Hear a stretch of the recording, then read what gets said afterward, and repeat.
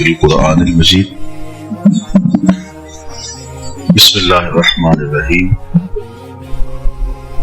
ألا إن أولياء الله لا خوف عليهم ولا هم يحزنون الذين آمنوا وكانوا يتقون صدق الله مولانا العظيم وصدق رسوله النبي الكريم الرؤوف الرحيم اللهم نور قلوبنا بالقرآن وزين أخلاقنا بالقرآن وأدخلنا الجنة بالقرآن ونجنا من النار بالقرآن. قال الله تعالى وتبارك في شان حبيبه مخبرا وآمرا إن الله وملائكته يصلون على النبي يا أيها الذين آمنوا صلوا عليه وسلموا تسليما. الصلاة والسلام عليك يا رسول الله وعلى آلك وأصحابك يا محبوب رب العالمين. الصلاة والسلام عليك يا نبي الرحمة وعلى آلك وأصحابك يا رسول الملاحم. تمام حمد و ثنا تعریف و توصیف اللہ جل مجدہ الکریم کی ذات بابرکات کے لیے جو خالق کائنات بھی ہے اور مالک ششرحات بھی. اللہ جل وعلا کی حمد و ثنا کے بعد رسول رحمت شفیع معظم نبی محتشم حضور ختم المرتبت صلی اللہ علیہ وآلہ وسلم کے حضور ناز میں اپنی عقیدتوں، ارادتوں اور محبتوں کا خراج پیش کرنے کے بعد واجب الاحترام ذوی الاحتشام معزز و مکرم سامعین، السلام علیکم ورحمۃ اللہ وبرکاتہ. عالی مرتبت علماء کرام، صدر مجلس حاضر اور محتشم سامعین، میں نے آپ کے سامنے کتاب اللہ سے جو کلمات تلاوت کرنے کا شرف حاصل کیا ہے ان میں اولیاء کی عظمت کو بیان کیا اور ان کا عرفان دیا. ولی باقاعدہ قرآنی اصطلاح ہے اور یہ دھرتی اولیاء کے وجود سے محروم نہیں. اس امت کی من جملہ خصوصیات میں سے ایک خصوصیت یہ ہے کہ اس امت میں قیامت تک اولیاء موجود رہیں گے. اب ولی کون ہے، ولی کسے کہتے ہیں، اس کی معرفت کیسے حاصل ہو، یہ ایک مشکل اور پیچیدہ موضوع بھی ہے، لیکن اس کے لیے جو ہمیں معرفت کا طریقہ دیا گیا ہے وہ انتہائی سادہ سا فارمولہ بھی ہے. بعض نے تو کہا کہ ولی کی پہچان بہت مشکل ہے، حتیٰ کہ ولی را ولی بھی شناست، ولی کو ولی ہی پہچان سکتا ہے. لیکن وہ مختلف مدارج اور فائز المرام اور مختلف مقامات رفیع پر جو لوگ فائز ہیں ان کے مراتب کے حساب سے ہے. باقی ولی کا جو سادہ مفہوم ہے، اللہ کی قربت کا مقام رکھنے والے یہ لوگ جو ہیں، ان کی معرفت ہمیں کتاب اللہ نے دی ہے اور وہ دو نشانیاں بیان کی اسی آیت کریمہ کے آخر میں، الذین آمنوا وکانوا یتقون. یہ جو جنہیں خوف نہیں ہے، جنہیں حزن و ملال نہیں ہے، جو اس مادی دنیا میں ایک خوبصورت زندگی گزار رہے ہیں اور اخروی زندگی میں غموں سے، دکھوں سے آزاد ہوں گے، عذاب الہیہ میں شکار نہیں ہوں گے بلکہ اللہ کی رضا کے حصار میں ہوں. یہ کون خوش نصیب لوگ ہیں؟ ایمان اور تقوی رکھنے والے لوگ. تو یہ دوگانہ شرائط ہیں جو اہل اللہ کی معرفت کے لیے ہمیں دی گئی ہے. امام فخر الدین رازی علیہ رحمہ تفسیر کبیر میں لکھتے ہیں کہ ایک ہے قوت نظریہ اور ایک ہے قوت عملیہ. نظریے کی قوت، عقیدے کی قوت، اور ایک ہے عمل کی قوت. یہ قوتیں جب مضبوط ہوں تو پھر اللہ کا ولی ماض وجود میں آتا ہے. یعنی یہ دو قوتیں جب ایک ساتھ میں جمع ہوتی ہیں اور وہ جتنی ہی مضبوط ہوں اس قدر اللہ کا ولی مقامات رفیع پہ فائز ہوگا۔ الولایت عبارت عن القرب، امام رازی نے لکھا ہے کہ ولایت قرب الہی سے عبارت ہے، تو جس کو اللہ کی قربت زیادہ ہوگی وہ بڑا ولی ہوگا۔ اور ولی فعیل کے وزن پر صفت کا صیغہ ہے، تو فعیل کبھی فاعل کے معنی میں ہوتا ہے اور کبھی مفعول کے معنی میں ہوتا ہے۔ تو اگر فعیل کے معنی میں ہو اور جو ہے وہ فاعل کے معنی میں ہو تو اس کا معنی ہے مدد کرنے والا، اور اگر جو ہے وہ مفعول کے معنی میں ہو تو اس کا مطلب یہ ہے کہ مدد کیا گیا، مدد کرنے والا۔ تو ولی اللہ کا معنی پھر ہوا اللہ کی مدد کرنے والا، کیونکہ اللہ کو مدد کی ضرورت ہے۔ تو علماء فرماتے ہیں کہ یہاں دین مقدر ماننا پڑے گا۔ ولی اللہ اے ولی دین اللہ، یعنی ولی اللہ کا معنی ہوگا اللہ کے دین کا مددگار، جو دین کی نصرت، دین کی تائید، دین کی اعانت کرے۔ تو وہ جتنی زیادہ کوئی دین کی اعانت اور مدد کرے گا اللہ تعالیٰ کا اتنا ہی قرب اس کو نصیب ہوتا چلا جائے گا۔ اور اگر یہ مفعول کے معنی میں ہے تو پھر اس کا مطلب ہے جس کی اللہ مدد کرے۔ تو اللہ تعالیٰ جب اپنے بندوں کی مدد کرتا ہے تو یہاں تک فرمایا کہ جب میرا بندہ فرائض کی ادائیگی کے بعد کثرت نوافل سے میرا قرب اختیار کرتا ہے اور مجھ سے محبت کرتا ہے تو پھر میں اس سے محبت کرنے لگ جاتا ہوں۔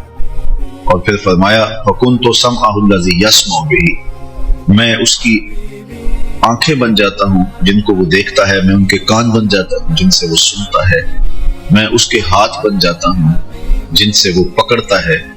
اسی طرح اس کے چلنے کی طاقت کا ذکر کیا۔ تو جو اللہ تعالیٰ جل شانہ کی قربت کے حصار میں آتا ہے پھر اللہ تعالیٰ اس کو مدد دیتا ہے۔ پھر کان اس کے ہوتے ہیں لیکن اللہ ان میں وہ اضافی قوتیں ڈال دیتا ہے۔ زبان اس کی ہوتی ہے لیکن بولتا ہے تو پھر لفظ خالی نہیں جاتے، وہ دلوں میں اترنے والے تیر ہوتے ہیں۔ آنکھیں اس کی ہوتی ہیں لیکن نگاہوں میں بجلیاں رکھ دی جاتی ہیں۔ ہاتھ اس کے ہوتے ہیں لیکن قوت بطش، پکڑنے کی قوت، وہ اپنی جناب سے خاص طور پہ ودیت کرتا ہے۔ اور اسی طرح وہ چلتا ہے تو اللہ تعالیٰ اس کے لیے منزلیں آسان کر دیتا ہے۔ احمد آباد میں ایک بزرگ تھے، وہ بار بار قدم اٹھاتے تو نیچے رکھ دیتے، تو کسی نے پوچھا حضرت آپ قدم اٹھاتے ہیں اور نیچے رکھ دیتے ہیں، بات سمجھ میں نہیں آئی۔ فرمایا سنا تھا اولیاء اللہ کے لیے زمین 2.5 قدم ہوتی ہے، میں تو 1 قدم اٹھاتا ہوں تو ختم ہو جاتی ہے۔ تو طی زمان بھی ہوتا ہے، طی مکان بھی ہوتا ہے۔ اولیاء اللہ کے لیے وقت بھی سمیٹ دیا جاتا ہے اور فاصلے بھی سمیٹ دیے جاتے ہیں، اور اس کو قرآن مجید سے ہی سمجھا جا سکتا ہے۔ آصف بن برخیہ کے لیے فاصلوں کا سمیٹ دیا جانا اور آنے واحد میں تخت بلقیس کے سبا سے آنے واحد کے قدموں میں حاضر کر دینا، تو یہ ایک عمدہ مثال ہے جو قرآن کے نام میں موجود ہے۔ تو اللہ تعالیٰ ان کو مدد دیتا ہے اور وہ دین کی مدد کرنے والے ہوتے ہیں۔ ہمارے ہاں یہ ہے کہ ولی کے حوالے سے لوگوں کے نظریات بڑے عجیب و غریب ہیں، اور یہ موضوع آج میں نے اس لیے چھیڑا ہے۔ ایک تو چونکہ یہ موسم ہے صفر المظفر کا اور اس مہینے میں کثرت سے اولیاء اللہ کے وصال ہیں، تو دوسری بات یہ ہے کہ اس وقت مداری گھر اور مختلف قسم کے لوگوں کو لوگ فالو کر رہے ہیں۔ یہ پچھلے دنوں کے اندر حصول کا ایک واقعہ ہوا تو لوگ اس کو بنیاد بنا کر ہمارے مسلک پہ بات کر رہے ہیں کہ یہ دیکھو یہ ان کے پیر ہیں، اور حوالہ یہ ہے کہ دیکھو اتنے لوگ ان کے پاس جا رہے تھے تو یہ ان لوگوں کے مقتدا ہیں، حالانکہ انہیں بنیادی اور پہلا کلمہ بھی نہیں آتا تھا۔ تو اس لیے اس بات کو تسلیم کرنا چاہیے کہ جو حالات بہرحال موجود ہیں جن کی وجہ سے ایسے لوگوں کے کاروبار چلتے ہیں۔ اور دوسری بات یہ ہے کہ جس چیز کی مارکیٹ میں ڈیمانڈ ہو اسی کا 2 نمبر آتا ہے، جس چیز کی ڈیمانڈ ہی نہیں ہے اس کا 2 نمبر مال نہیں آتا۔ چونکہ اولیاء امت کی ضرورت ہے، اولیاء باقاعدہ ایک قرآنی اصطلاح ہے، اولیاء سے وابستگی دنیا اور آخرت کی بہتری کی ضمانت ہے۔ اولیاء کی صحبت من میں نور اتارتی ہے، ان کی دعاؤں کی برکتوں سے بیماریاں دور ہوتی ہیں، ان کے اٹھے ہوئے ہاتھ اللہ خالی نہیں ہوتا، اور ان کے وجود کی برکتیں روحوں تک اترتی ہیں اور اس سے تن بھی سنورتے ہیں، من بھی سنورتے ہیں، زندگی بھی سنورتی ہے، آخرت بھی سنورتی ہے۔ تو چونکہ اولیاء ہماری ضرورت ہے، بالخصوص بر صغیر پاک و ہند کے جو لوگ ہیں، ان کے تو خون میں اولیاء کی محبت شامل ہے۔ یہاں کوئی نبی نہیں آیا، صحابی کے آنے میں بھی اختلاف ہے، تو یہاں اولیاء نے اسلام پھیلایا ہے۔ اور ہم اپنے آباء و اجداد کے شجرے پڑھیں، ان کے نسب نامے دیکھیں، تو چند پشتوں کے بعد یا سکھ ہوگا یا ہندو ہوگا۔ تو کس طرح پھر انہوں نے اسلام قبول کیا؟ تو کسی نے حضرت داتا گنج بخش علی حجویری کے ہاتھوں پہ بیان کیا۔ اقبال نے کہا تھا خاک پنجاب از دم او زندہ گشت، پنجاب کی دھرتی ان کے دم سے زندگی پاتی ہے۔ اسی طرح اجودھیا کے اندر حضرت عطا رسول حضرت خواجہ معین الدین چشتی اجمیری علیہ رحمہ نے جو ہے وہ فیض بانٹا، اور جدھر نظر اٹھتی گئی لوگ کلمہ پڑھتے چلے گئے۔ ادھر وجودیہ میں وہ فیض بانٹ رہے ہیں، اور ادھر وجودن کے اندر پاک پتن کے اندر حضرت بابا فرید گنج شکر علیہ رحمہ کی نگاہ بجلیاں برسا رہی ہے اور دلوں میں ایمان کی کرنیں بو رہی ہے۔ اسی طرح شاہ عبد اللطیف بٹائی سچل سرمست سے لے کر کے بلبل شاہ بخاری تک یہ سارا ایک پھیلا ہوا سلسلہ الذهب ہے، اور یہ سونے کی کڑیاں ہیں۔ ان لوگوں کی وجہ سے ہمارے آباء و اجداد کو اسلام ملا، دین ملا۔ چونکہ ہمارے خون میں وفا ہے تو کبھی بھی ہم اولیاء اللہ سے فرار اختیار نہیں کر سکتے اور اپنی ضرورت سمجھتے ہیں۔ تو جب اولیاء ہماری ضرورت ہیں، ہمارے خون میں ان کا پیار ہے، اور ان کے لیے بچپن سے ہی ہمیں محبت سکھائی گئی ہے، اولیاء کا ادب کرنا، ان کی تکریم بجا لانا، ان کے حضور حاضر ہونا، ان کے ادب کے تقاضوں کو پورا کرنا، یہ ہمیں ماں کی بوٹی سے ملتا ہے اور آغوش مادر سے سبق دیا جاتا ہے۔ تو پھر ہم اس کی تلاش میں بھی ہوتے ہیں، اور جہاں کہیں سنتے ہیں وہاں لڑک بھی جاتے ہیں۔ تو چونکہ اصل کی ڈیمانڈ موجود ہے، تو پھر جس کی ڈیمانڈ ہو اس کی نقل بھی آتی ہے۔ مارکیٹ میں نقل اسی کی آتی ہے جس کی اصل کی ڈیمانڈ ہو۔ تو اس لیے یہ تو ہے کہ مارکیٹ کے اندر 2 نمبر مال موجود ہے، اصل کے دھوکے میں لوگ اس کو بھی خرید لیتے ہیں۔ تو اولیاء اللہ ہماری ضرورت ہیں، ہماری زندگی اور آخرت کے سنوارنے کے لیے ایک بہترین ذریعہ ہیں، تو لہٰذا ایسے لوگوں کے پاس جا کے لوگ پھنس جاتے ہیں۔ اس لیے ہمیں یہ سمجھنا چاہیے کہ اللہ کے ولی ہیں کون۔ اس لیے یہ چونکہ ہمارا نظم زندگی ہے اور ہم ان کے بغیر جی نہیں سکتے، اور ان کے بغیر ہمارے لیے چلنا مشکل ہے، اور یہ باقاعدہ ایک قرآنی اصطلاح ہے ولی، تو ہمیں اس کی معرفت حاصل کرنا چاہیے۔ تو معرفت بالکل سادہ ہے، ایمان اور تقویٰ۔ اس معیار پہ جب ہم ڈھونڈنے نکلیں گے تو دھوکہ نہیں جائے گا۔ ہم کس معیار پہ ڈھونڈنے نکلتے ہیں؟ کرامت کے معیار پہ۔ کرامت ہمارے ہاں معیار ہے، اور وہ کرامت خرق عادت بھی ہو سکتا ہے، اور کسی کے دم سے جو ہے وہ مرض کا غائب ہو جانا یا پریشانی کا حل ہو جانا، اس کو بھی کرامت کا ہی ایک روپ سمجھا جائے۔ تو جس سے ہمیں شفا مل گئی، جس کے ذریعے سے یا جو ہے وہ کوئی خرق عادت عمل کسی کے ہاتھوں سے ظاہر ہو گیا، یا ظاہر نہ بھی ہوا، مشہور کر دیا گیا۔ مریدین کا ایک حلقہ ہوتا ہے، اور یہ جو کاروباری لوگ ہوتے ہیں یہ بھی بڑے فنکار ہوتے ہیں، تو اس کو معروف کر دیتے ہیں۔ تو معروف ہو گیا، یا حقیقتاً اس سے کوئی ایسی چیز کا صدور ہوا، یا جو ہے وہ کسی اس کے دم سے یا اس کے کسی ٹوٹکے سے کسی کو فائدہ پہنچ گیا، تو پھر اس کو ولی سمجھ لیا جاتا ہے، اس کے پیچھے لوگ دوڑ پڑتے ہیں۔ جبکہ یہ قطعاً معیار ہے۔ کرامت بھی معیار ولایتی، حالانکہ کرامت کا من حیث الکرامت انکار کفر ہے۔ اگر کوئی کہے کہ میں نہیں مانتا کرامات، تو وہ کافر ہے، اور وہ کرامات جن کا بیان کتاب اللہ میں موجود ہے ان کا انکار بھی کفر ہے۔ جس طرح عاصم بن برقیہ کا تخت بلقیس لانا، حضرت سیدہ مریم کے حجرے میں بے موسمی پھلوں کا موجود ہونا، اسی طرح اصحاب کہف کا جو ہے وہ کتنی مدت مدید تک سوئے رہنا اور قدرت کی کروٹیں بھی بدل، تو یہ کرامات ہیں، ان کا انکار بھی کفر ہوگا۔ اسی طرح حدیث میں بھی کچھ کرامات کا ذکر ہے، اگر وہ حدیث متواترہ ہیں تو انکار کفر ہے، لیکن متواترہ نہیں ہے، دیگر حدیث میں جو ہے وہ کرامات کا بیان ہے، تو ان کا انکار بھی گناہ ہے، چونکہ وہ حدیث کا انکار نہ ہے۔ تو اب سوال یہ ہے کہ یعنی کرامت، اگرچہ کرامت بھی اصطلاح شریعت ہے، کرامت بھی برحق ہے، اور کرامات کا انکار بھی کفر ہے، اور کرامات موجود ہوتی ہیں، لیکن اس کے باوجود کرامت ولایت کو پہچاننے کا معیار پھر بھی کیوں؟ ہاں، کسی کو ولی پہچان لیں، کسی کی معرفت جو قرآن نے ضابطہ دی ہے اس کے ذریعے سے کسی شخص کی ولایت کی سمجھ آ جائے، اور پھر جو کرامت ہوگی وہ اس کی ولایت کی تصدیق کے ذریعے، لیکن معرفت جو ہے وہ کرامت کے ذریعے سے کہ کرامت ہے تو یہ ولی ہے نہیں، ایمان اور تقویٰ ہے تو ولی ہے۔ اب کرامت ہے تو پھر یہ اس کی ولایت کی تائید ہو گئی، تصویب ہو گئی، تصدیق ہو گئی۔ تو معیار کرامت نہیں ہے، معیار جو ہے وہ ولایت کے لیے ایمان اور تقویٰ ہے۔ اس پر بہت سارے لوگوں نے بہت کچھ لکھا ہے، لیکن سب سے خوبصورت حضرت داتا گنج بخش علی حجویری علیہ الرحمہ نے کرامات کے باب میں لکھا، اور ایک ہی مثال آپ نے دی جس سے یہ سارا مسئلہ حل ہو گیا۔ آپ فرماتے ہیں کہ حضرت شیخ ابراہیم الخواص بہت بڑے بزرگ ہیں، جنگل میں جا رہے تھے تو کوئی شخص آپ کے پاس آ کے کھڑا ہو گیا، کہا کہ آپ ابراہیم الخواص ہیں؟ فرمایا ہاں۔ اس نے کہا کہ میں آپ کی قربت میں کچھ دن گزارنا چاہتا ہوں تاکہ آپ کی صحبت کا فیض پاؤں۔ شیخ ابراہیم الخواص فرمانے لگے کہ میں تو بڑا کٹھن سفر کر رہا ہوں اور تم میرے ساتھ چل نہیں پاؤ۔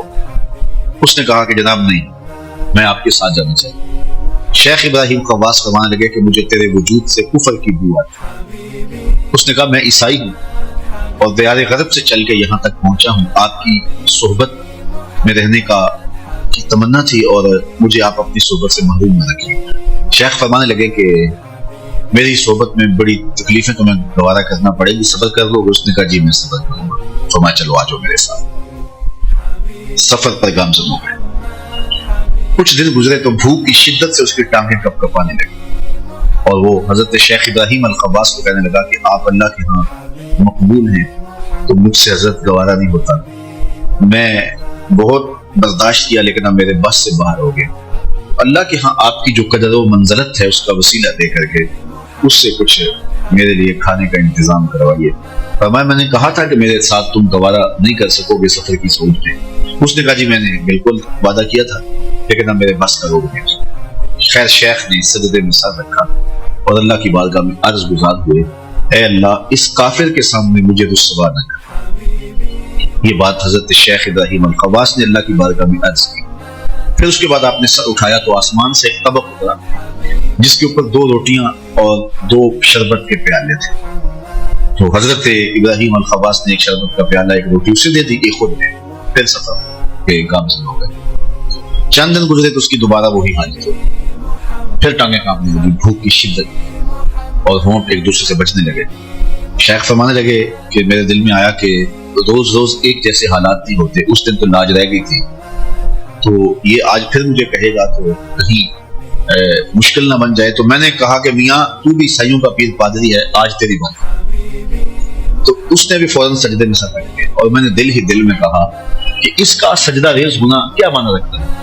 لیکن تھوڑی دیر کے بعد جب اس نے سر اٹھایا تو آسمان سے طبق اترا جس پر 4 شربت کے پیالے اور 4 روٹیاں تھیں۔ مجھے کہنے لگا کل یا شیخ حضرت کھائیے۔ میں نے کہا میں نہیں کھاؤں، کرامت ہو نہیں سکتی، استدراج کا کھانا میرے لیے جائز ہے۔ تو اس نے کہا حضرت کھائیے اور 2 مبارکیں لیجیے۔ میں نے اللہ کی بارگاہ میں سجدہ ریز ہو کے کہا اے اللہ اگر اسلام سچا دین ہے تو 2 پیالے شربت کے اور 2 روٹیاں دیں، اور اگر ابراہیم الخواص واقعی طرح ولی ہے 2 شربت کے پیالے اور 2 روٹیاں اس کی زندگی سے۔ تو ایک تو آپ اپنی ولایت کی مبارک لیجئے اور دوسرا ہاتھ بڑھائیے اور مجھے مسلمان کیجئے، میرے اسلام کی مبارک لیجئے۔ تو حضرت داتا گنج بخش علی حجویری اس واقعہ کو لکھنے کے بعد تبصرہ کرتے ہیں کہ دیکھو ابراہیم الخواص جیسا شخص یہاں تشویش میں مبتلا ہو جاتا ہے اور تذبذب میں آ جاتے ہیں کہ یہ کرامت ہے یا استدراج ہے۔ تو جب وہ یہاں ایک لمحے کے لیے سوچنے لگ جاتے ہیں اور وہ فیصلہ نہیں کر پا رہے کہ یہ کرامت ہے یا استدراج ہے، تو میں اور آپ ہیں ہم کس کھیت کی نہیں کہ ہم کسی شخص کے خرق عادت عمل کو جو ہے وہ سمجھ پائیں کہ یہ کرامت ہے یا استدراج ہے۔ دیکھیے ہر وہ خرق عادت عمل جو بغیر کسی سبب کے ظہور پذیر ہو وہ قدرت ہے، اور جو نبی کے ہاتھوں سے اعلان نبوت سے قبل ظاہر ہو خرق عادت عمل ہو وہ ارہاس ہے، اعلان نبوت کے بعد ہو تو معجزہ ہے، ولی کے ہاتھوں سے ہو تو کرامت ہے، اور کسی مومن کے ہاتھوں سے ہو جائے تو معونت ہے، اور کسی فاسق و فاجر یا کافر کے ہاتھوں سے ہو تو استدراج ہے۔ کام ہوئی لیکن فرد کے بدلنے سے اس کا نام نہیں ہے۔ جس طرح قرب قیامت میں دجال آئے گا، زندہ بھی کرے گا مارے گا بھی، وہ کرامت نہیں ہوگی، وہ قدرت نہیں ہوگی، وہ معجزہ نہیں ہوگا، وہ استدراج ہوگا۔ اگر یہ معیار ہوگا تو پھر شکار ہو جائیں گے دجال کے بھی۔ تو معیار کرامت نہیں ہے، کرامت بنتی تب ہے جب ولی کی ہوگی، جب کسی کو ولی پہچانیں گے اور وہ کرامت کے ذریعے سے پہچانیں گے نہیں، وہ پہچانیں گے ایمان اور تقوی۔ اس لیے کرامت معیار ولایت نہیں ہے، مؤید ہے اور مصدق ہے، اس سے اس کی تائید ہو سکتی ہے، اس کی تصویب ہو سکتی ہے، اس کی تصدیق ہو سکتی ہے، اور جو ہے وہ معرفت جو ہے وہ ایمان اور تقوی سے۔ اب ایمان اور تقوی جتنا مضبوط ہوتا چلا جائے گا اتنا ہی وہ اللہ کا مقرر ہوگا، اور وہ تقوی بھی اس شخص کے منصب کے مطابق ہونا چاہیے، یعنی جتنا وہ بڑا ہے، اس کا منصب جتنا بڑا ہے تو تقوی بھی اس لیول کو۔ حضرت احمد بن حنبل رضی اللہ تعالیٰ عنہ بہت بڑے امام گزرے، ان کی خدمت میں ایک خاتون حاضر ہوئی اور اس نے کہا حضرت میں آپ سے ایک مسئلہ پوچھنے آئی ہوں۔ میں پوچھئے۔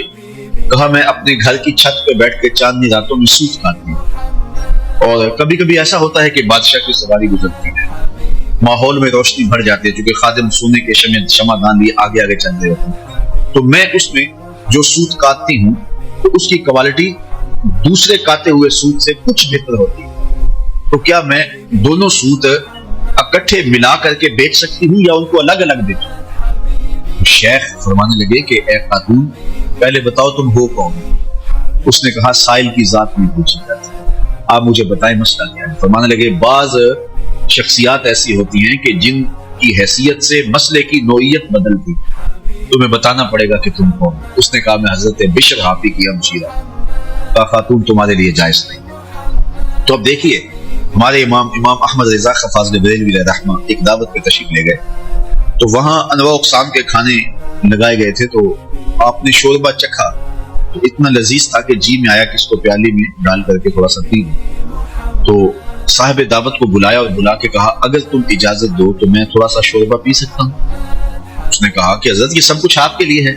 فرمایا نہیں، جو شوربہ ہوتا ہے وہ عرفاً کھانے کے لیے رکھا گیا ہوتا ہے، پینے کے لیے نہیں رکھا گیا، یعنی اس کا عرف معقول ہے، مشروب نہیں ہے۔ میں چونکہ عرف سے ہٹنے لگا ہوں اور مجھے آپ سے اسپیشل اجازت بھی ہوگی، اور آپ اجازت دے دیں گے تو میں لے لوں گا، بطور مشروب پی لوں گا۔ اگر میرے دیکھا دیکھی باقی سارے لوگ پینے لگ جائیں تو تم نے شوربہ تو بطور سالن تیار کیا ہے، بطور مشروب تو تیار نہیں کیا، تو پھر وہ ایک جھٹکا بھی نہیں لے گا اور تمہیں شرمندگی ہوگی۔ اس لیے میں چونکہ عرف سے ہٹنے لگا ہوں اور مجھے اسپیشل اجازت نہیں، اور باقی اگر کوئی سے ہٹے گا تو وہ بھی اجازت دے گا اور آپ اپنی گنجائش کے مطابق اس کو کریں۔ امام اعظم ابو حنیفہ علیہ رحمہ سخت کڑکتی دھوپ میں ایک دروازے پہ دستک دیتے ہیں اور پیچھے ہٹ کے کھڑے ہوتے ہیں، تو کسی نے گزرتے ہوئے کہا حضرت دیوار کا سایہ پڑ رہا ہے، آپ دیوار کے سائے میں کیوں نہیں کھڑے ہوتے؟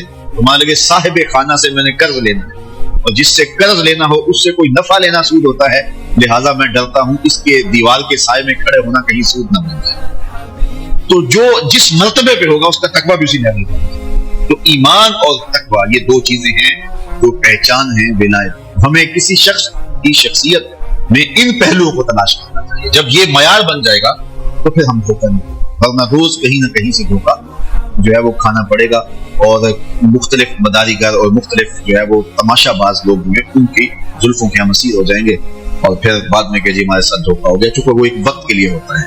فراڈ کا پردہ چاک ہو جاتا ہے، کبھی کبھی کھل جاتا ہے، کوئی ایسا فراڈ ہوتا ہے کہ جو دیر تک جو اپنے حساب میں رکھتا ہے، ورنہ اس کے پردے چاک ہو جاتے ہیں، تو پھر پچھتاتے ہیں کہ وہ یہ کیا ہو گیا، یہ کیا ہو گیا۔ پھر اس کا نقصان کیا ہوتا ہے کہ اس پورے طبقے سے بددل ہو جاتے ہیں اور بددلی سے اپنا نقصان کر رہے ہیں۔ اس لیے معیار وہ مقرر کریں جو شریعت اسلامیہ نے بنایا، اور وہ معیار ہے ایمان اور تقویٰ۔ ایمان اور تقوی سے تلاش کریں گے تو پھر ہم دھوکہ نہیں کھائیں گے، ہمیں فراڈ نہیں ملے گا، اور ہم حقیقت تک پہنچنے میں جو ہے وہ دیر نہیں لگائیں گے، بہت جلد ہم منزل تک پہنچیں گے۔ اور اگر اس تلاش میں اگر ہمیں دھوکہ بھی مل گیا، اگر کسی نے جو ہے وہ لبادہ اوڑا ہوا تقوی کا، تو پھر بھی وہ دھوکہ ہمارے لیے مضر اس لیے نہیں ہوگا، اس لیے کہ ہم تو صحیح بنیادوں پر اس کو تلاش کریں۔ حضرت عمر رضی اللہ تعالی عنہ کی عادت یہ تھی کہ جو غلام زیادہ لمبی نمازیں پڑھتا اس کو آزاد کر دیتے۔ غلاموں کو آپ کی اس طبیعت کا پتہ چل گیا تو وہ لمبی لمبی نمازیں آپ کے سامنے پڑھے، حضرت عمر آزاد کر دیں۔ تو کسی نے کہا اے عمر تم بڑے بھولے ہو، یہ نمازیں لمبی اس لیے پڑھتے ہیں کہ تم انہیں آزاد کر دو، یہ اصل میں کوئی نمازیں پڑھنے والے لوگ نہیں ہیں، یہ تو آزادی کے لیے سب کچھ کر رہے ہیں، تمہیں دھوکہ دیتے ہیں۔ حضرت عمر نے فرمایا مجھے رب کے نام پہ دھوکہ دیتے ہیں، میں 100 بار کھانے کو تیار ہوں۔ تو وہ پھر دھوکہ اس معنی میں آ جاتا ہے، اور اگر اس طرح دھوکے پہ دھوکہ بھی آپ کھائیں گے تو پھر حقیقت میں منزل بھی آپ کو مل جائے چونکہ آپ کی طلب سچی ہو، لیکن وہ جو دوسرا معیار اس میں آپ کی طلب سچی نہیں، آپ کی اپنی ضروریات، اپنی کمزوریاں، اور آپ ان کمزوریوں کے تحت جو ہے وہ کسی کو تلاش نہ لیا، کیونکہ مقاصد بیعت کے یا مقاصد اللہ کے ولی کی قربت کے جو ہے وہ اغراض کے ہیں، قرب الہی کا حصول ہمارا مقصد زندگی نہیں ہوتا۔ جب ہم مقصد زندگی ہی واضح نہیں رکھتے اور وہ جو شریف اسلامی نے ہمیں دیا ہوا ہے، تو پھر یہ ہے کہ ایسے مداری گھروں کے پاس دنیا کے اندر آپ اتنے عجیب و غریب واقعات جو ہے وہ سننے کو ملتے ہیں کہ بندہ حیرت ہوتا ہے کتنی خواتین ہیں کہ عزت لٹوا بیٹھے، تو کیا وہ ولایت کی منزل کے لیے اور اللہ کے قرب کے لیے ان مراحل سے گزر جاتی ہیں؟ نہیں، اس لیے کہ ان کو اور کو ضرورت ہوتی ہے، اپنی اغراض ان کی ہوتی ہے، ان اغراض کے لیے وہ نقصان کرواتی ہے، اس لیے یعنی وہ خود ان کا رستہ ٹھیک نہیں ہوتا اور وہ خود جو ہے وہ اللہ کے قرب کی متلاشی نہیں ہوتی ہے۔ تو اللہ کے قرب کی جب تلاش ہوگی تو پھر دھوکہ کے امکان بہت کم ہوں گے اور پھر اس قبیل کا دھوکہ ہوگا بھی نہیں۔ اس لیے ہمیں جو معیار دیا گیا ہے وہ ایمان ہے اور تقویٰ ہے۔ اب بات میری اپنے اختتام کی طرف بڑھ رہی ہے اور میں آپ کی توجہ چاہوں گا۔ شاید ہمارے ہاں ہوتا ہی ہے کہ کوئی جوش خطاب کیا جائے اور جس میں ہاتھ اوپر نیچے رکھا جائے تو کہا جائے کہ بڑا پاپولر خطاب ہوا ہے، لیکن یہ ہماری ضرورت تھی اور میں نے آپ کے سامنے یہ معیار جو اللہ رسول کا دیا ہوا ہے وہ آپ کے سامنے رکھ دیا۔ اور آقا کریم علیہ السلام کا ایک اور فرمان بھی ضمن میں سن لیجیے۔ حضور سے پوچھا گیا حضور ولی کون ہے؟ تو فرمایا اذا رؤوا ذکر اللہ، جب تم اس کو دیکھو خدا یاد آ جائے۔ جس کی صحبت میں رغبت دنیا کم ہو رغبت آخرت بڑھے، اس کی صحبت کو غنیمت سمجھا جائے اور اس کی صحبت کے اندر بیٹھ کر کے اپنے اندر کے امراض جو ہے وہ دور کرنے کی کوشش۔ اصل جو مرشد ہوتا ہے یا اللہ کا ولی ہوتا ہے، اس کی صحبت پانے کا مقصود کیا ہے؟ کیوں ہم اس کا قرب حاصل کرتے ہیں؟ اللہ تعالیٰ تو شارک سے بھی نیڑے ہے، لیکن اس کے باوجود ہم اولیاء اللہ کی چوکھٹ پہ کیوں جاتے ہیں؟ اس لیے کہ ہمارا خیال یہ ہوتا ہے اور حقیقت یہ ہے کہ اللہ کے جو ولی ہیں وہ اللہ کی قربت رکھتے ہیں اور اللہ کی رحمات کا ان پر نزول ہوتا ہے اور ان کے وجود کی برکت سے، ان کے انفاس کی برکت سے اور ان کے قرب کی برکت سے اندر کی خلاصتیں دور ہو۔ حسد، حقد، کینہ، نفرتیں، بغض، بیماریاں، غصہ، یہ ساری وہ چیزیں جو ہیں جو نفسانی بیماریاں ہیں، خواہشات ہیں انسان کی، لمبی آرزویں، تمنائیں، تو اہل اللہ کی صحبت میں بیٹھ کر کے ان چیزوں کی تربیت ہوتی ہے اور زندگی اپنے حقیقی روپ میں دکھائی دیتی ہے۔ ہمارا مقصود یہ ہے۔ لیکن آج اگر ہم مختلف جگہوں سے دھوکہ کھاتے ہیں تو وہ ہم خواہشات دنیا کے لیے ان کے پاس جا رہے ہوتے ہیں۔ خواہشات دنیا ختم کرنا ہمارا مقصود ہے۔ میرے پاس ایک زمانے میں ایک صاحب آئے تو مجھے کہنے لگے جناب سے ہم بیعت کرنا چاہتے ہیں۔ تو میں نے کہا کہ میں تو اس طرح کی نئی کوئی صورتحال رکھتا، کوئی دوست احباب اگر آ بھی جاتے ہیں تو بس ان کو بار بار کہتا ہوں یہ سوچ لو دل کا سودا ہے، جلدی نہیں کرنی چاہیے، دل اسے دینا چاہیے جو کم از کم دل بھر تو ہونا۔ تو یہ اتنا آسان کام نہیں ہے، لیکن بہرحال تم کو مجھے ضد کرنے لگے تو میں نے کہا کہ آپ کا مقصد کیا ہے، کیوں بیعت کرنا چاہتے؟ تو مجھے ان کے وضع قطع سے لگ رہا تھا کہ ان کے بھی کچھ اس طرح کے مقاصد ہیں۔ تو انہوں نے مجھے بات جو بتائی وہ یہ کہ کہنے لگے کہ وہ ہماری وہ کسی زمانے میں فورڈ ویگن چلتی تھی، تو ہم نے ایک فورڈ ویگن بنائی اور وہ روز خراب رہتی ہے۔ تو ہمارے کسی دوست نے بتایا یار کوئی پیر ہی پکڑ لو، کم از کم یہ تو صحیح ہو۔ تو میں نے کہا کہ میں تو سائیکل نہیں چلا سکتا، تو فورڈ ویگن کیسے آپ بھی چلا سکیں گے؟ تو جب ہماری ترجیحات یہ میں ایک مثال سادی سی دی ہے اور اس سے بہت کچھ سمجھا جا سکتا ہے کہ ہماری اگر ہم دھوکہ کھاتے ہیں تو ہمارا مقصد ہی نہیں ہوتا ہے خدا کا قرب، ہمارا مقصد ہی نہیں ہوتا ہے کہ اندر کی بیماریوں کی اصلاح کرنا۔ ہم اس لیے جا رہے ہوتے ہیں کہ اس سے ہمیں دولت زیادہ مل جائے، اس سے ہمارا کاروبار چمک جائے، جبکہ اہل اللہ کی بارگاہ میں تو اس لیے جانا چاہیے کہ یہ جو حوث زر پیدا ہوئی ہے یہ ختم ہو۔ اقبال نے کہا تھا نا تیری دعا ہے کہ ہو میری آرزو پوری، میری دعا ہے تیری آرزو بدل جائے۔ تیری دعا سے تقدیر تو بدل نہیں سکتی، اس سے یہ ممکن ہے کہ تو بدل جائے۔ تیری دعا ہے کہ ہو میری آرزو پوری، میری دعا ہے تیری آرزو بدل جائے۔ اصل اولیاء اللہ کے پاس تو یہ جو خواہش زر بڑھ گئی، ہمسایوں کے پاس اتنی دولت، رشتوں کے داروں کے پاس اتنی دولت، دنیا آگے چلی گئی، میں کیوں پیچھے رہ گیا، میرے پاس بھی اتنا کچھ ہونا چاہیے، یہ ایک بیماری ہے، یہ ایک مرض ہے، روحانی مرض ہے ایک۔ تو ہم اس لیے پیر کے پاس جاتے ہیں کہ یہ مرض جو ہے اس کا علاج نہیں چاہتے، بلکہ ہم چاہتے ہیں کہ اس خواہش کی تکمیل ہو، جبکہ اس کے پاس تو اس لیے جانا چاہیے یہ مرض کیوں لگ گیا، کیوں اندر جل رہا ہے، میری زندگی کا مقصد یہ تو نہیں تھا، میری زندگی کا مقصد تو قرب الہی کا اصول تھا۔ حضرت نظر کیجئے میری یہ خواہش دب جائے اور میری آرزو کے اندر رب کا قرب بس جائے، مقصود تو یہ تھا ہمارا۔ لیکن آج ہم اگر دھوکہ کھا رہے ہیں تو اس لیے کھا رہے ہیں کہ ہماری وہ آرزو ہی نہیں ہے، ہم اپنی اس سفلی آرزو کی تکمیل کے لیے اس کے پاس جا رہے ہیں، تو پھر آپ اس کے لیے اپنی خواہش کے لیے جا رہے ہیں اور وہ اپنی خواہش کا اسیر تمہیں بنا لیتا ہے اور وہ پھر تمہارے جذبات سے کھیلتا ہے اور تم جو ہے وہ اس کی طریقت سے کھیلنا چاہتے ہو، وہ تم سے کھیلنا چاہتے ہیں۔ اب اس کھیل میں کون غالب آتا ہے، کبھی وہ غالب آتا ہے، کبھی تم غالب آتے ہو، اور اگر تم مغلوب ہو جاؤ تو پھر شور کرتے ہو جی اللہ کے بندے ایسے ہوتے ہیں، اللہ کے بندے ایسے ہوتے ہیں۔ سچ بتا کہ تم نے اللہ کے بندے کی قربت حاصل کی تھی یا خواہش نفس کے لیے وہاں گیا تھا؟ اگر خدا کی قربت کے لیے جاتا تو خدا تجھے کبھی بھی محروم نہ رکھتا، خدا تجھے مالا مال کرتا، وہ سچی طلب کبھی ضائع نہیں کرتا۔ आला हजरत ने वो वाक़या लिखा है मलफूजात के कि वो एक आदमी सच्ची तलब लेके निकला, वो कहने लगा मुझे मुर्शिद बरहक चाहिए, और रोज निकलता है, उसे मिलता ही नहीं है। एक दिन पक्का इरादा घर से करके निकला, रात का मौका था, आज मैंने मुर्शिद कामिल को तलाश करके ढूंढने जो भी मर्जी हो। आंखों में आंसू हैं, दिल में जज्बात का तलातुम है। सहरी का वक्त था, कोई चोर चोरी करके आ रहा था और उसको कहने लगा कि आप मेरे मुर्शिद हैं, आप मुझे भेंट कीजिए। उसने कहा मैं चोर हूं। उसने कहा नहीं नहीं तुम मेरे मुर्शिद हैं। उसने जिद की कि जनाब मैं चोर हूं। उसने कहा नहीं तुम मेरे मुर्शिद।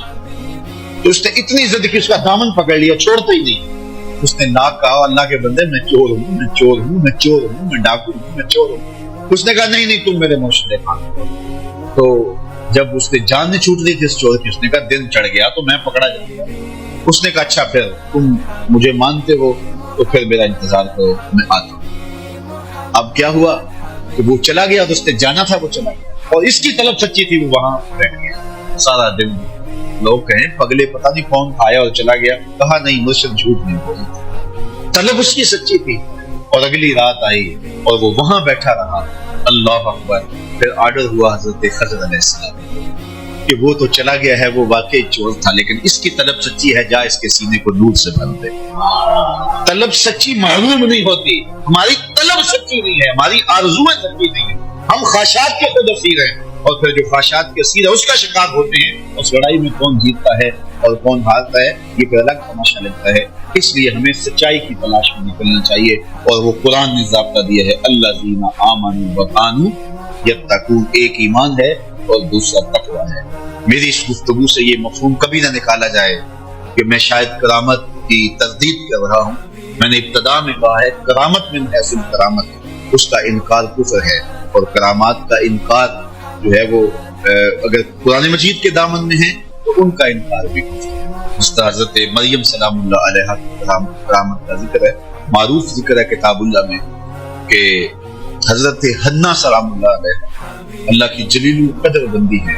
ये सूरह आले इमरान है, ये इस अजीमुल मर्तबत खानदान के नाम पर मंसूब। हज़रत हन्ना हज़रत इमरान की बीवी, और इस जोड़े के यहाँ औलाद नहीं। सब्र शुक्र करके जिंदगी काट रहे थे, कोई बात नहीं, अगर औलाद नहीं है तो कोई बात नहीं, अल्लाह की तकसीम पे हम राज़ी। एक दिन दोपहर का वक्त था, सिहन में चारपाई बिछाए आप जो है वो लेटी थी कि क्या देखा कि घोंसले में चिड़िया ने बच्चे निकाले, और कहीं से चिड़िया उड़ के जाके दाना उठा के लाती है। बच्चा चोंच खोलता है और उसकी माँ उसकी चोंच में दाना डालती है। बच्चे और माँ का ये प्यार देखा तो हजरत हन्ना का दिल चोट खा गया, और अर्ज़ की मालिक तूने जानवरों को भी बच्चे दिए हैं और वो भी उनसे प्यार करते हैं, तो मैं औलाद से महरूम हूँ। मेरे मालिक अगर तू मुझे औलाद दे तो बैतुल्लाह के लिए उसे वक्फ कर दे।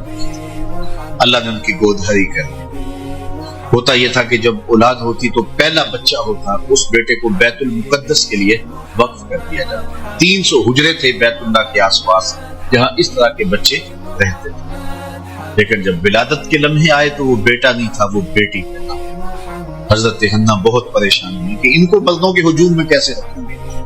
तो कहा मालिक ये तो बेटी पैदा हुई है। कहा हन्ना परेशान नहीं, जिस तरह की हमने तुम्हें बेटी दी ऐसे बेटे भी नहीं। और उस बेटी का नाम था मरियम सलामुल्लाह अलैहा, जो हजरत ईसा की वालिदा सलामुल्लाह अलैहा। तो हजरत मरियम की विलादत, जब मन्नत पूरी करने का वक्त आया, उन्होंने शऊर की जिंदगी में कदम रखा तो अपनी मन्नत याद आई, तो फिर दोबारा परेशानी चालू पड़ी कि अब मर्दों के हुजूम में इस खातून को कैसे रखना है। तो ये तय पाया कि कोई बूढ़ा बुजुर्ग आदमी इसकी कफालत अपने जिम्मे ले ले और इसकी जरूरियात का वहां ख्याल रखे। और जब ये तय पाया तो बहुत सारे लोग इस आली मर्तबत खानदान की साहबजादी को अपनी कफालत में लेने के लिए बेचे। हत्ता कि लोगों का जब ज्यादा तकाजा हुआ तो पूरा डाला गया, अकलाम डाली गई, पूरा फाल निकला हजरत ज़करिया अलैहिस्सलाम। ये कुरान हमें सारी कहानी बताता है। सूरह आल इमरान में हजरत ज़करिया 120 साल की उम्र में थे और उनकी ज़ौजा थी 99 साल की उम्र, और ये जोड़ा भी औलाद से महरूम था। पैगंबर थे हजरत ज़करिया अलैहिस्सलाम, और सक्के खालू लगते थे हजरत मरियम सलामुल्लाह अलैहा। तो इनके नाम को याद निकला।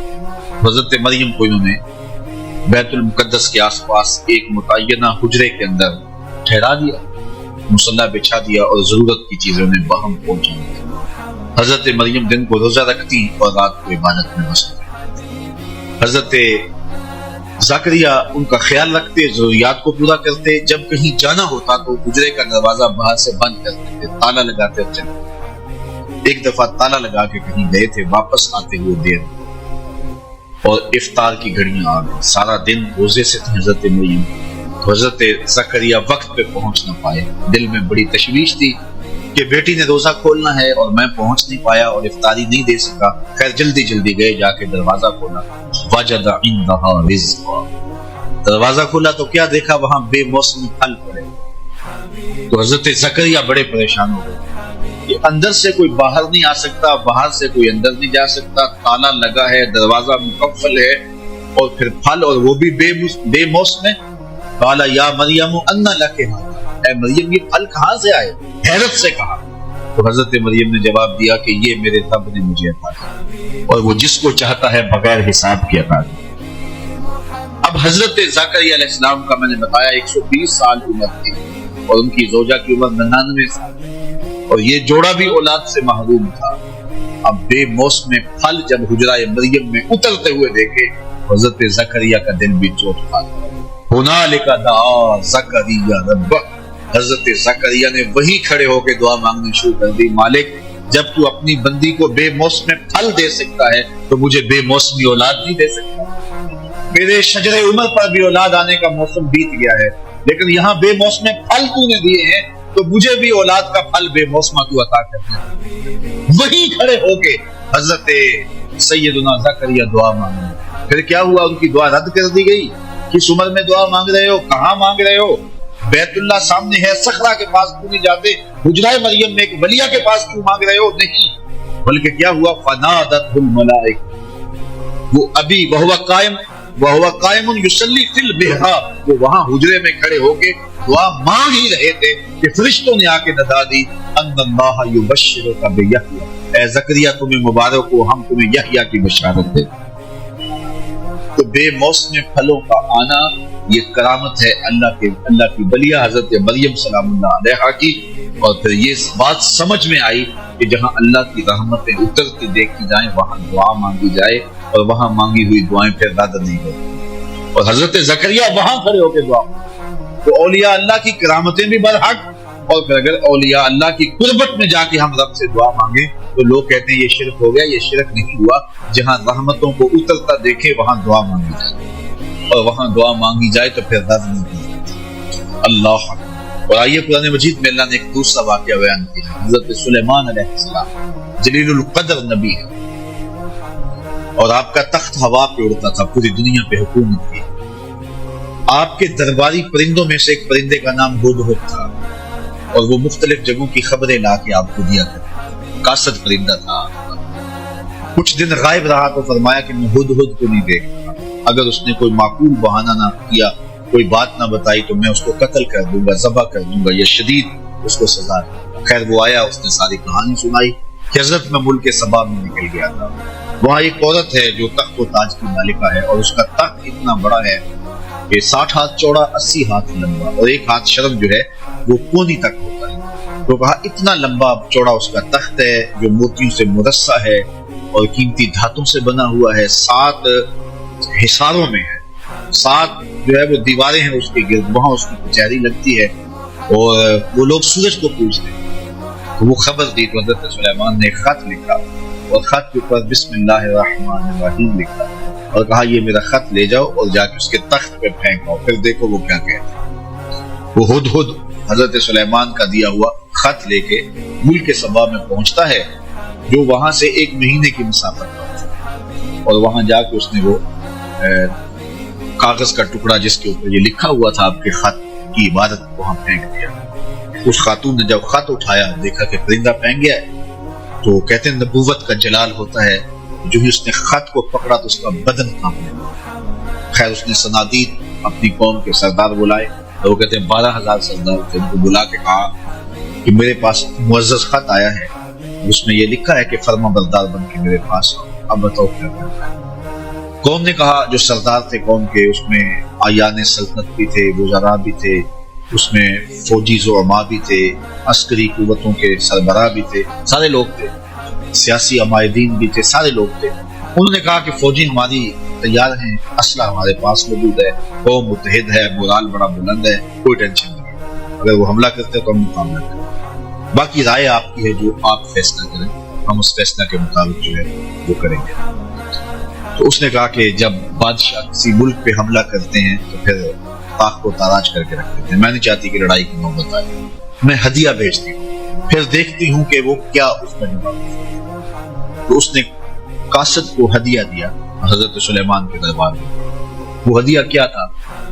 مفسرین نے لکھا ہے کہ وہ ایک سونے کی اینٹ تھی، جس کو قیمتی کپڑے میں لپیٹ کر کے، تشتری میں سجا کر کے حضرت سلیمان کی بارگاہ میں پیش کرنے کے لیے قاصد صنعاء سے چلا اور حضرت سلیمان کے دربار تک پہنچا۔ حضرت سلیمان نے نور نبوت سے دیکھ لیا کہ وہ ایک اینٹ لے کر کے سونے کی آ رہا ہے، تو آپ نے اس کے آنے سے قبل اپنے دربار میں حکم نامہ جاری کیا کہ یہ جو دربار کو رستہ آتا ہے، اس رستے میں سونے کی اینٹوں کا فرش لگا دیا۔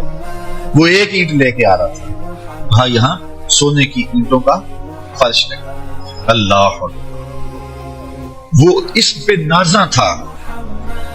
حضرت عمر فاروق رضی اللہ تعالیٰ عنہ کے زمانے میں جب ایران فتح ہوا تو ایران کی جو عجوبہ روزگار چیزیں تھیں، ان میں سے ایک چیز جو تھی جس پہ انہیں ناز تھا، جس پہ انہیں فخر تھا، وہ کیا تھا؟ بہار چین، ایک قالین تھا، اور وہ اتنا قیمتی تھا اور وہ دربار شاہی میں بچھا ہوا تھا۔ اگر کسی کو اس قالین پہ بیٹھنا مل جاتا تو ساری زندگی ناز کرتا، میں بہار چین پہ بیٹھوں گی۔ اور جب فتح ہوا ایران تو بہار چین بھی جو ہے وہ مال غنیمت میں آیا۔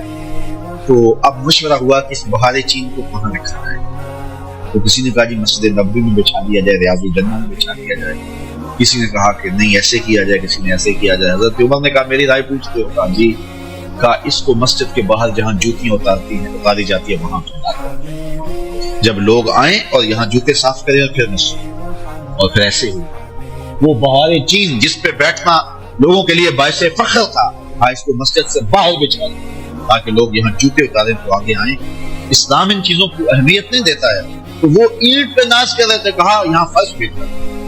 اللہ اکبر، جب وہ وہاں پہنچا تو اس نے دیکھا، اور وہ کیا ہدیہ پیش کرتا، اگر حکم شاہی تھا وہ ہدیہ لے کر آیا۔ حضرت سلیمان نے کہا کہ تم اپنے ہدیے پہ خوش ہوتے ہو، میں تمہارا ہدیہ لینے والا نہیں ہوں، اطاعت کر کے آ جاؤ ورنہ جنگ کے لیے تیار۔ جا کے اس نے پھر بتایا جاتی کہ حضرت ہم وہاں گئے ہیں ایک اینٹ لے کر، وہاں تو فرش میں بچھی ہوئی اینٹیں نظر آئی، ان کو ہمارے ان ہدیوں کی کوئی ضرورت نہیں ہے، وہ تو انہوں نے قدموں میں ڈال کے رکھا۔ خواجہ نظام الدین اولیاء کے پاس علاؤالدین خلجی آتا تھا، اس کی آرزو تھی کہ میں ان سے ملاقات کروں، آپ ملاقات نہیں کرتے تھے۔ آپ نے فرمایا کہ فقیر کی خانقاہ کے دو دروازے ہیں، اگر کوئی ایک دروازے سے آئے گا دوسرے سے باہر نہیں، اور اگر تم نے زیادہ ضد کی طرح شہر چھوڑ دیا۔ خیر وہ آ ہی گیا تو خادموں نے آپ سے ملنے نہ دیا، پہرے دار کھڑے ہو گئے، تو اس نے سمجھا کہ یہ فقیر مر جائیں گے لیکن اپنی ڈیوٹی سے نہیں ہٹیں گے، تو اس نے کہا اچھا میں استبل حضرت کا دیکھنا چاہتا ہوں، حضرت کی خان کا دیکھنا چاہتا ہوں۔ تو جب استبل میں پہنچا تو جو گھوڑے تھے ان کی زنجیریں سونے کی تھی اور جو میخیں تھیں قلعے تھے وہ چاندی کی۔ تو بڑا حیرت زدہ ہوا اور اس کو شرارت سوجی، اس نے کاغذ کے ٹکڑے پہ لکھا یہ کیا ہوا، فقیروں کے پاس بھی سونا چاندی اور بادشاہوں کے پاس بھی سونا چاندی، اور یہ کاغذ کا ٹکڑا اندر بھیجا۔ حضرت نظام الدین اولیاء نے دیکھا، اس کی پشت پہ لکھ کے دوبارہ بھیجا۔ فرق یہ ہے کہ بادشاہ خزانوں میں سنبھال کے رکھتے ہیں، فقیر گھوڑوں کے قدموں میں ڈال کے رکھتے ہیں۔ تو وہ لپیٹ کے اندر ایک سونے کی اینٹ کو لا رہے تھے اور یہاں راہوں میں اینٹیں بچھی۔ کہا کہ انہیں ہدیے کی کوئی لوڑ نہیں ہے، اور وہ تو راہوں میں اینٹیں بچھائے ہوئے ہیں، تو اطاعت قبول کرنی ہوگی، یہ جنگ کے لیے تیار ہونا پڑے گا، یہ ان کا پیغام۔ تو پھر بلقیس، ملکہ بلقیس تھی، یہ ملک سبا کی بادشاہ، اس نے کہا کہ میں خود جاتی اور جا کے ان کی اطاعت قبول کرتی، اور پھر وہ اطاعت قبول کرنے کے لیے حضرت سلیمان کی بارگاہ میں حاضر ہونے کے لیے صنعاء سے چلی اور حضرت سلیمان کے پاس آئی۔ جب حضرت سلیمان کے دربار کے بالکل قریب آ گئی، سادہ لفظوں میں کہہ لو یوں بائی پاس کے قریب آ گئی، آپ دربار میں بیٹھے، صبح کا وقت تھا، آپ کے درباری حواری بیٹھے تھے، آپ نے فرمایا کہ میرے درباری اور ملکہ بلقیس آ رہی ہے، اسے اپنے تخت پہ بڑا ناز ہے، کوئی ہے جو اس کے آنے سے قبل وہ تخت لے آئے؟ جس طرح وہ اینٹیں بچھائی تھی، اینٹیں لے کر آئے تھے، تو جس تخت پہ ناز ہے وہ تخت لا کے اس سے قبل قدموں میں رکھ دیا جائے. تو اب تخت 1 مہینے کی مسافت پہ تھا اور کوئی چھوٹا نہیں تھا، کوئی ڈبیا نہیں تھی کہ جیب میں ڈال کے لیا. اگر ڈبیا بھی ہو پھر بھی 2 مہینے چاہیے. پھر وہ تخت 7 مکفل چہار دیواریوں میں اور پہلے دار کھڑے تھے، تالے لگے تھے. مزاحمت کے بعد اس کو ٹکڑوں میں بانٹ کر بھی لانا ہو تو سال چاہیے. لیکن آپ نے فرمایا وہ باہر آ گئے، یہاں بائی پاس کے قریب آ گئے. تو کوئی ہے جو لے آئے؟ ایک جن قال عفریت من الجن، ایک جن نے کہا حضرت میں نہ. اچھا کتنی دیر تک لاؤ گے؟ کہا مجلس برخاست ہونے تک. یہ صبح کا وقت تھا اور مجلس برخاست ہوتی تھی چاشت کے بعد، دوپہر کے بعد. اس نے کہا میں دوپہر تک لے آؤں. بہت بڑی بات. 1 مہینہ جاتے لگتا تھا، 1 مہینہ آتے لگتا تھا. 60 ہاتھ چوڑا تھا، 80 ہاتھ لمبا، کئی ہاتھ موٹا تھا، قیمتی دھاتوں کا بنا تھا. اس نے کہا میں طاقت بھی باز بھی ہوں اور دیانتدار بھی ہوں، اس کا ایک موتی بھی ضائع نہیں ہوا. اور دوپہر تک لا کے آپ کے قدموں میں بڑی بہت بڑی بات تھی. لیکن حضرت سلیمان نے کہا نہیں، مجھے اس سے بھی پہلے چاہیے، مجھے اس سے بھی پہلے چاہیے. قال الذی عنده علم من الکتاب، پھر وہ اٹھا جس کے سینے میں زبور کا علم. عاصم بن برخیہ نام لکھا ہے مفسرین نے، اور آپ کا خالوزاد تھا، یہ آپ کا بھانجا تھا اور آپ کا امتی تھا، اسم اعظم جانتا تھا. وہ اٹھ کے کھڑا ہوا، حضرت آنا آتی کا دے، میں حاضر کر دے. کہا یہ تو دوپہر تک کا وقت دے رہا جن، تم کتنی دیر تک لاؤ، کتنا وقت لو گے؟ تو عاصم بن برخیہ بولے میں اپنی جناب جانب سے نہیں کہہ رہا، قرآن کہہ رہا ہے. قال الذی عنده علم من الکتاب، جس کے سینے میں کتاب اللہ کا علم تھا وہ بولا انا آتی کا دے، میں حاضر کر دیتا ہوں. کتنی دیر لگے گی؟ قبل ان یرتد الیک طرف، حضور آپ آنکھ بعد میں جھپکیں گے، تخت پہلے پڑا ہوا. اور حضرت سلیمان نے بھی آنکھ نہیں جھپکی، تخت سامنے پڑا ہوا. اللہ اکبر. جب تخت سامنے نظر آیا تو بے ساختہ کہا ھذا من فضل ربی، یہ میرے رب کا فضل ہے جس نے میری چوکھٹ کے ایک غلام کو یہ شان ہے. یار جس نبی کے غلام کی یہ شان ہے، جس نبی کے مقتدی کی یہ شان ہے کہ وہ اتنی مسافت سے اتنا بڑا تخت ہے، یہ قرآن ہے، اس کا انکار بھی کیا جا سکتا، آنے واحد میں لا کے قدموں میں رکھ دیتا. ایک بدبخت نے کہا ہے کہ یہ تمثیلی واقعہ ہے، یہ سمجھانے کے لیے بات بیان کی ہے. نفس الامر میں ایسا نہیں ہوا، جبکہ قرآن تمثیلی واقعات میں بیان کرتا، یہ حقیقت ہے. وہ تخت بلقیس آیا، آنے واحد میں آیا، قرآن کہتا ہے سامنے پڑا ہوا تھا. اور حضرت سلیمان نے کہا یہ میرے رب کا فضل ہے کہ جس نے میرے مقتدی کو یہ شان دی. یا جس کے مقتدی کی یہ شان ہے، حضرت سلیمان کے مقتدی کی یہ شان ہے کہ 1 مہینے کی مسافت سے تخت بلقیس لا کے آنکھ جھپکنے سے قبل قدموں میں حاضر کر دیتے ہیں. اور خود مقتدی بن کے حضرت سلیمان جس نبی کے پیچھے کھڑے تھے مسجد اقصیٰ میں، اس مقتدا کی شان کا عالم کیا ہے؟ یہ شان ہے خدمت گاروں کی سرکار کا عالم. اور یہ بات طے ہے، جس طرح حضور نبیوں سے افضل ہیں، حضور کی امت باقی امتوں سے افضل ہے. اسی طرح حضور کی امت کے ولی باقی امت کے ولیوں سے افضل ہیں. تو اگر تخت بلقیس آنے واحد میں حضرت عاصم بن برخیہ حاضر کر دیتے ہیں، تو اگر امت مصطفیہ کے کسی ولی کی کوئی ایسی کرامت بیان ہوتی ہے تو پھر چی بجبی کیوں ہو جایا جاتا ہے؟ کیوں حضور کی عظمت، حضور کے امتیوں کی، حضور علیہ السلام کی امت کے اولیاء کی عظمت کا کیوں انکار کر دیا جاتا ہے؟ کابل میں بھیڑ بنی ہوئی تھی، لوگوں کا ہجوم تھا. شاہی خادموں سے ایک لونڈی گزرتے ہوئے اس نے کہا یہ کیا تماشا ہے، کیوں لوگ کھڑے ہیں؟ لوگوں نے کہا یہ تماشا نہیں ہے، یہ شاہ نقشبند بخاری آئے بخارے سے اور لوگ ان سے اکتساب فیض کرتے ہیں. تو کہا یہ لوگ کون ہوتے ہیں؟ کہا یہ باطن کے طبیب ہیں، من کی امراض دور کرتے ہیں. اور کہا سنو، اوکھے ویلے مشکل وقت کام بھی آ جاتا.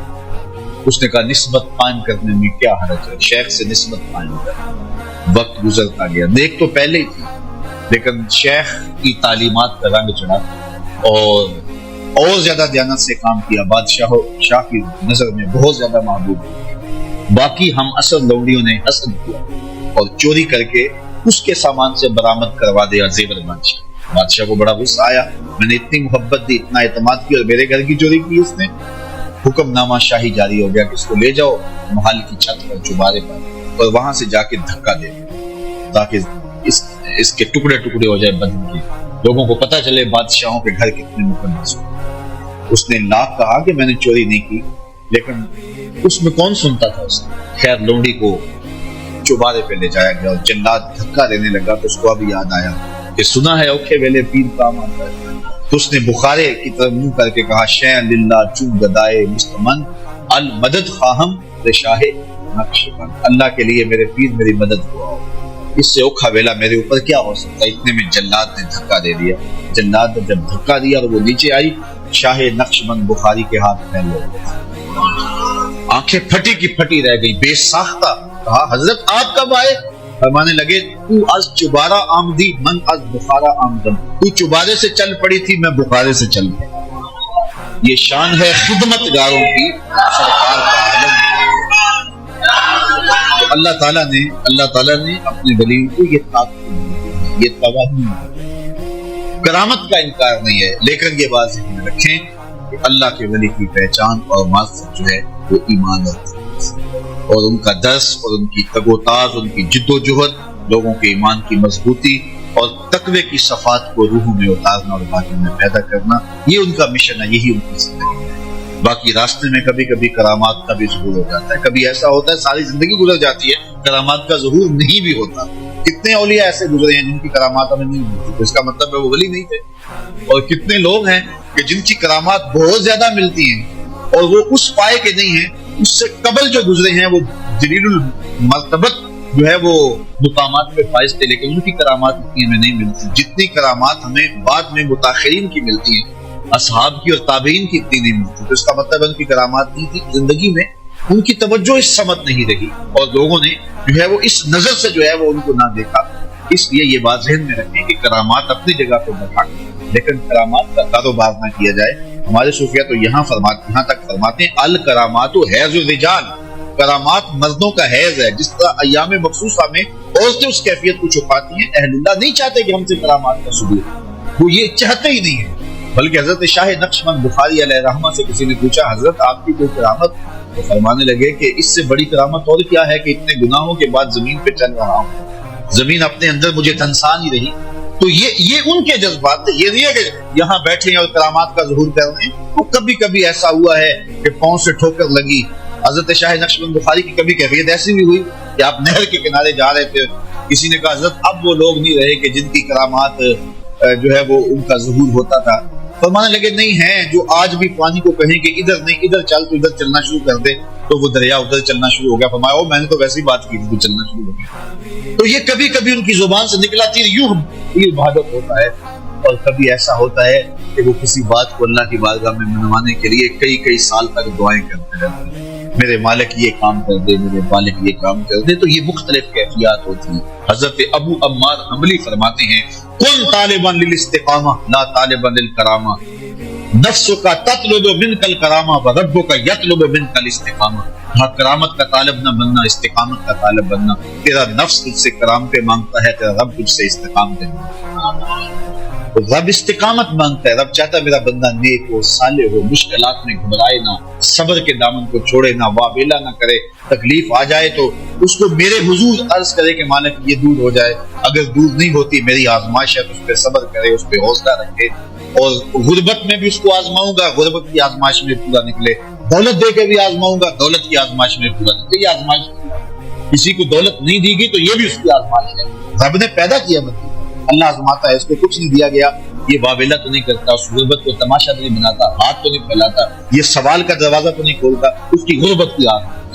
پھر دولت دیکھتی ان کو آزمایا جاتا ہے، اس کو دولت دی گئی ہے، یہ دولت سے فرعون تو نہیں بن جاتا، قارون تو نہیں بن جاتا، حامان تو نہیں بن جاتا، جھوٹی خدائی کا دعوے دار تو نہیں ہو جاتا، بلکتے یتیموں، لاچاروں اور مجبوروں کی مدد کے لیے اس کی تجوریاں کھلتی ہیں، یا ان سسکتے لوگوں کو دیکھنے کے باوجود بھی آنکھیں مون کے گزر جاتا ہے، جس کے دل میں احساس اور نرمی اور دقت پیدا ہوتی ہے، یہ نہیں ہوتی۔ اللہ تعالیٰ دولت دے کے بھی آزماتا ہے، غربت دے کے بھی آزماتا ہے۔ اصل امتحان گاہ ہے دنیا، اور یہ دنیا جو ہے اس امتحان سے ہم سرخرو کیسے ہوں گے؟ پرچے مختلف نوعیتوں کے ہیں، کبھی پرچہ غربت کا ڈالا جاتا ہے، کبھی امارت کا ڈالا جاتا ہے، کبھی آزمائشیں، تکلیفیں، اذیتیں اور تکلیفیں دی جاتی ہیں۔ حضرت ایوب اللہ کے نبی ہیں، بیماری نے ایک عضو پہ حملہ کیا، اللہ اکبر، اور پھر جب زبان کی طرف بیماریوں کا رخ بڑھا تو کہا مالک اس بیماری، زبان پر بیماری جاری نہ کرنا، یہ تیری تسبیح بولتی رہے۔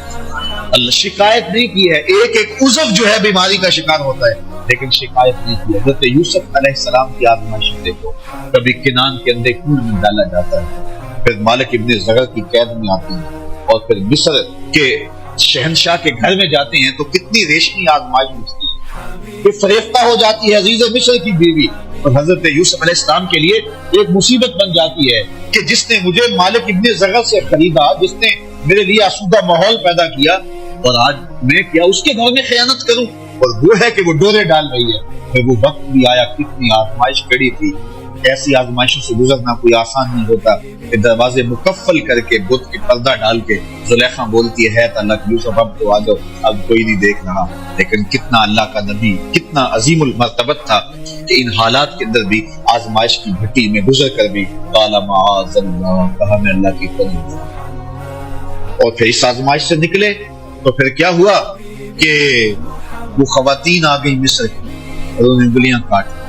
اور یہ بلوائی تو زلیخا نے تھی, اور وہ کہتی تھی غلام پہ دل ہار کی شہرا ہو گیا نا اس بات کا, تو اس نے بلوایا سب کو اور پھل دیے.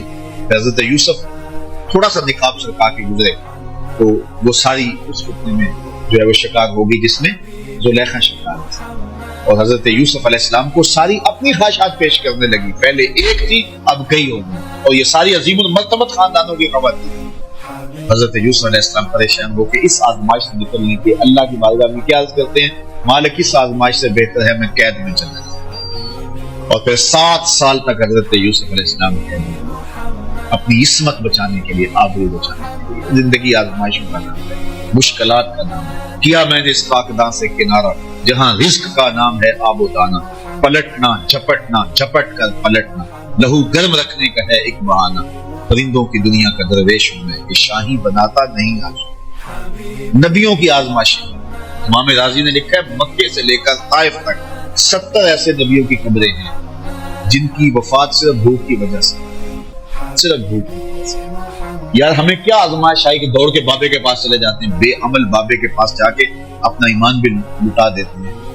کتنی آزمائشیں آئی ہیں ان کے پاس. جلتی ہوئی چیخا میں پھینکا نہیں گیا, بیٹے کی گردن پہ چھری رکھنے کی آزمائش سے نہیں گزارا گیا, اور وادی غیر ذی زرع میں اپنے بیٹے کو چھوڑنے کی تلقین نہیں ہوئی. کن کن آزمائشوں سے گزرے یار, میرے اور آپ کی آقا و مولا کی آزمائشوں سے گزرے. حضور کا خاندان کیا کربلا سے نہیں گزرا, بلال حبشی کیا تپتے ہوئی ریتوں پہ نہیں لیٹے, حضرت خباب بن ارت کے جسم کے لوتھڑے جو ہے وہ توڑے نہیں گئے, کیا حضرت عمار ابن یاسر کی ماں کو مکے کے بازار میں شہید نہیں کیا گیا, حضرت یاسر کو شہید نہیں کیا گیا, حضرت عمار کو پکڑ کے آگ کے کولوں پر رکھا نہیں گیا, لوگوں کے بازو اور ہاتھ کاٹے نہیں گئے. کیا کیا مصیبتیں نہیں آئی ہیں رائے خدا میں. اور ہمیں کیا ہے, تھوڑا سا کام نیچے ہوا, تھوڑے سے گاہک کام آئے تو ہم پھر دوڑ گئے اور وہ شرکی عقائد میں مبتلا ہو گئے. اپنے آپ کو مضبوط کریں, اللہ تعالیٰ پر توکل کریں, اللہ پر بھروسہ کریں. کبھی وہ دولت دیتا ہے, کبھی کم دیتا ہے, کبھی زیادہ دیتا ہے, کبھی خوشی دیتا ہے, کبھی غم دیتا ہے, کبھی مسرت دیتا ہے, کبھی خوشحالیاں دیتا ہے, کبھی بڑھاپا ہے, کبھی جوانی ہے. یہ ساری آزمائشیں ہیں. کبھی دولت کی فراوانی ہے, کبھی بیماری ہے, کبھی صحت ہے, کبھی عزت ہے, کبھی رسوائیوں کی راہوں سے گزرنا پڑتا ہے. ان سارے مقامات سے گزرے, اللہ کا شکر ادا کرے اور اپنی دامن کو کبھی داغ نہ ہونے دے, اور اللہ پر توکل کبھی کمزور نہ ہونے دے. اگر وہ خوشی میں رکھے تو کہا مالک تیری کرم نوازی کہ تو نے مجھے خوشی دی, اور اگر دکھ آ جائیں تو پھر کہے مالک جے سونا میرے دکھ وچ راضی, پھر میں سکھ نو چلے ڈاواں. مسرتیں ہوں, مسرتیں کوئی ہجوم کے اندر بھی اس کا شکر ادا کرے, اور دکھ غم آ جائیں تو پھر بھی تکلیف محسوس نہ کرے, کوئی بات نہیں ہے. دکھ ہمیشہ تے سکھ کدائیں, دکھاں تو سکھ وارے, دکھ قبول محمد بخشا راضی رہنا. میں تمہیں صرف ایک حدیث سناتا ہوں, تمہیں ٹھنڈ پڑ جائے. مولا کائنات سید نبی المرتضیٰ سے حضور نے ارشاد فرمایا جو اللہ کے دیے گئے تھوڑے رزق پہ راضی ہو. سنو ذرا, ساری تقریر کا خلاصہ سمجھو. جو اللہ کے دیے گئے تھوڑے رزق پہ راضی ہو گیا, قیامت کے دن اللہ اس کے تھوڑے عملوں پہ راضی ہو. چل بندے موج کر, تو میرے دیے ہوئے تھوڑے رزق پہ راضی ہو اور میں تیرے تھوڑے عملوں پہ.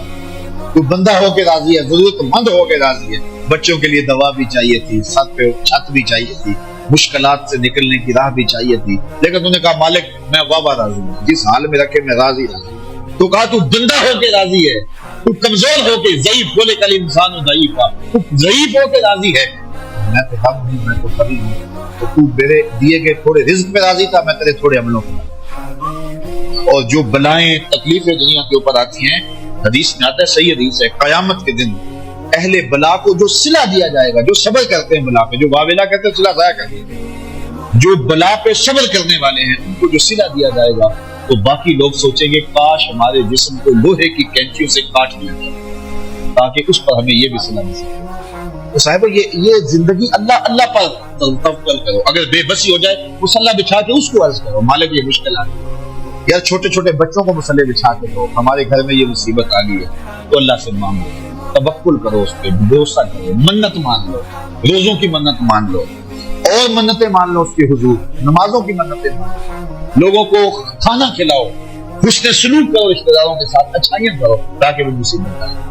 لیکن ہمارے پاس ہر مرض کا ایک عالم بابا ہے، اور اس بابے کے پاس جا کے ہم اپنا سب کچھ لوٹا دیتے ہیں، الیاذ باللہ ایسے ایسے جو ہے وہ اعمال کرنے کے لیے وہ کہتے ہیں کہ الیاذ باللہ۔ یہ میں نے اس تناظر میں باتیں کی ہیں کہ یہ روز سوشل میڈیا کے اوپر ہم دیکھتے ہیں اور کوئی نہ کوئی بابا منظر عام پہ آتا ہے اور پھر اس کو سامنے کیا جاتا ہے، یہ دیکھو جن لوگوں کا عقیدہ، قطعاً ہمارا عقیدہ نہیں، لیکن یہ ہمارا قصور ہے کہ ہم نے لوگوں کو جو ہے وہ زندگی گزارنے کا جو ڈھب ہے اس میں مشکلیں بھی ہیں، دھوپ بھی ہے، چھاؤں بھی ہے، اس حساب سے بھی انتظام کرنا ہے۔ آپ پہاڑی علاقے میں جائیں نا تو وہاں مکانوں کی چھتیں ایسی نہیں ہوتی، مکانوں کی چھتیں یوں ہوتی ہیں، کیوں؟ اس لیے کہ وہاں انہیں پتہ ہے برف باری نہیں ہے، برف باری ہے تو چھتیں پہلے ہی ایسے بنا دیں، یہاں برف باری نہیں ہے تو چھتیں بالکل سیدھی ہیں۔ جب زندگی میں دکھ آنے ہی آنے ہیں، ہو ہی نہیں سکتا کہ نہ آئیں، تو پھر ہمیں ذہن بنا کے جب دکھ آئیں گے تو پھر صبر کا حوصلہ ہمیں ہونا چاہیے۔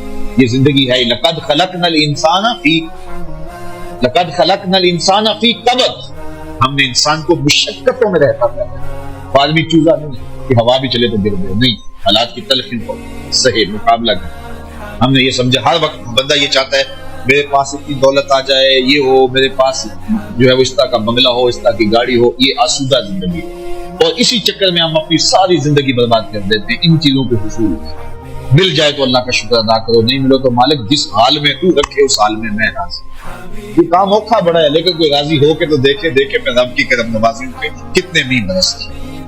تو اپنی زندگیوں کو مالک کی دہلیز پہ رکھیں، مالک کی چوکھٹ پہ رکھیں، دکھ آئے سکھ آئے، ہم دھوپ میں ہوں پھر بھی اللہ کے ہوں، چھاؤں میں ہوں پھر بھی اللہ کے، برستی بارش ہوں پھر بھی اسی کے۔ یہ نہیں ہے کہ کوئی تھوڑی سی تکلیف آئی تو بھاگ کے کسی اور چھپر تلے چلے گئے، نہیں، مالک ہم تیرے ہی ہیں، بھوک دے گا پھر بھی تیرے، پیاس دے گا پھر بھی تیرے، کربلائیں آئیں گی پھر بھی تیرے، مشکلیں آئیں گی پھر بھی تیرے، پاؤں میں زنجیریں ہوں گی، ہاتھوں میں ہاتھ کڑیاں ہوں گی، گھسیٹا جائے گا نعرے تیرے نام کے بارے۔ بلال حبشی کو جب مارا جا رہا ہے وہ آگے سے مسکرا رہے تھے، کسی نے کہا بلال یہ عجیب تماشا ہے، تمہارا آقا تمہیں مارتا، تم آگے سے جو ہے وہ روتے نہیں ہو، ہنستے ہو؟ تو بلال مسکرا کے فرمانے لگے تم بازار میں جاؤ نا مٹی کا پیالہ خریدنے، تو اس کو بھی ٹھونک بجا کے دیکھتے ہو کہیں کچا تو نہیں، اس کی آواز تو ٹھیک ہے؟ کہا میرا مالک بلال کو دیکھ رہا ہے کہیں کچا تو نہیں، اس کی آواز تو ٹھیک ہے؟ میں کہتا ہوں مالک خرید لے بلال کو، کھال ادھر بھی جائے گی، حق حق کی آواز ختم نہیں ہو، زخم پہ زخم کھا کے جی، خون جگر کے گھونٹ پی، آہ نہ کر لبوں کو سی، یہ عشق ہے زندگی۔ وآخر دعوانا ان الحمدللہ۔